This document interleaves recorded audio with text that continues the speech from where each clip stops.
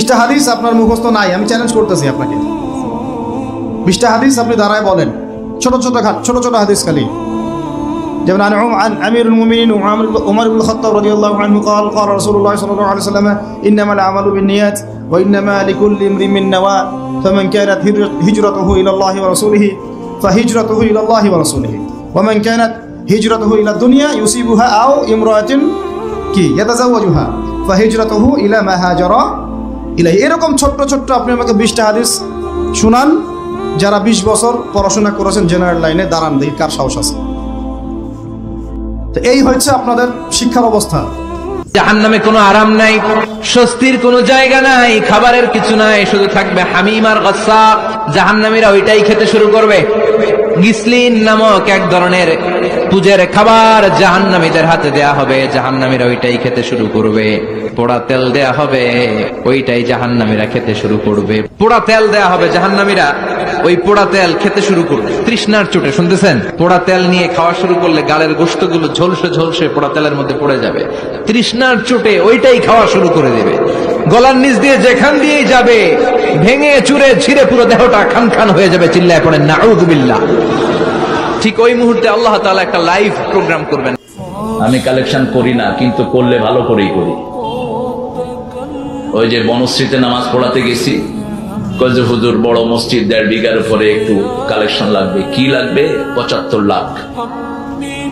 তুমি কে? কয় মসজিদের সভাপতি। কত দিবা কও? কয় আপনি বলেন। আমি বললে হাসিনাও দিতে পারবে না, আমারে বলায়ও না। কত দিবা কও? কয় হুজুর 5 লাখ। তাহলে তো তুমি এত কম কইলা কেন? তুমি 10 লাখ দাও। এবার সেক্রেটারি উঠা দৌড় মারছে।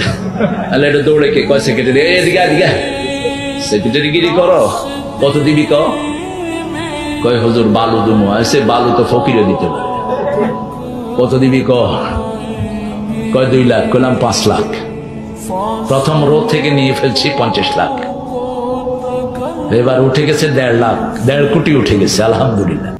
এদেশে আমাদেরকে জুলুম করতে পারবে, আমাদেরকে গুলি করে হত্যা করতে পারবে, কারাগারগুলোকে আমাদেরকে দিয়ে ভরপুর করতে পারবে। বাংলাদেশে কারাগারের সর্বমোট আসন হলো 70,000। কয় হাজার? আমরা শাপলা চত্বরে গিয়েছিলাম, কমপক্ষে হলো 20 থেকে 25 লক্ষ।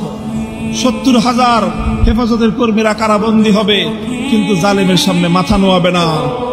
এই দেশের 1 ইঞ্চি মাটি নাস্তিক্যবাদ এবং ইসলাম বিদ্বেষের জন্য কারো হাতে ইজারা দেবে না ইনশাআল্লাহ। আল্লাহ পাক আমাদের সকলকে তৌফিক দান করুন, কবুল করুন। আমাদের আমির হেফাজত সহ আকাবিরিনদেরকে আল্লাহ পাক দীর্ঘ নেক হায়াত দান করুন।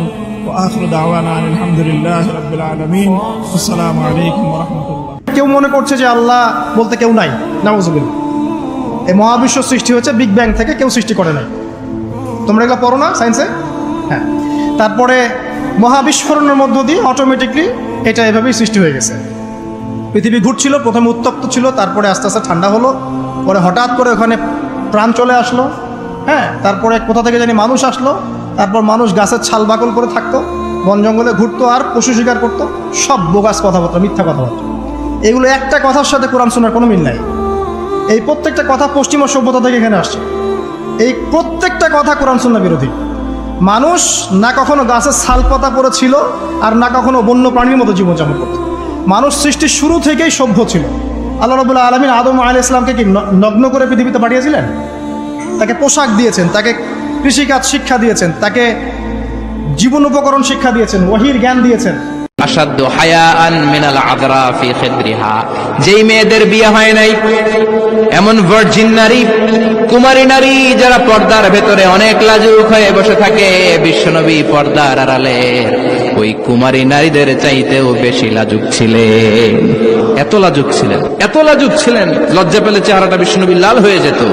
ছোট্টবেলায় হালিমাতুস সাদিয়ার বাড়িতে যখন দুধ খেতে গিয়েছিলেন, বিশ্বনবীর দুধমা হালিমাতুস সাদিয়া বলে, এই কুরাইশি মুহাম্মদ ছেলেটাকে কখনো কাঁদতে দেখি নাই। ক্ষুধা লাগলেও কাঁদে না, ব্যথা পেলেও কাঁদে না, শুধু লজ্জাস্থানের জায়গা থেকে কাপড়টা একটু সরে গেলে ছোট্ট মুহাম্মদ চিৎকার দিয়ে ওঠে। কি বুঝে সে? ক্ষুধা লাগলেও কাঁদতো না, ব্যথা পেলেও কাঁদতো না, লজ্জাস্থানের জায়গা থেকে কাপড় সরে গেলে বিশ্বনবী চিৎকার দিয়ে উঠতেন। সুবহানাল্লাহ পড়ে। এজন্য লজ্জা শরমের দরকার।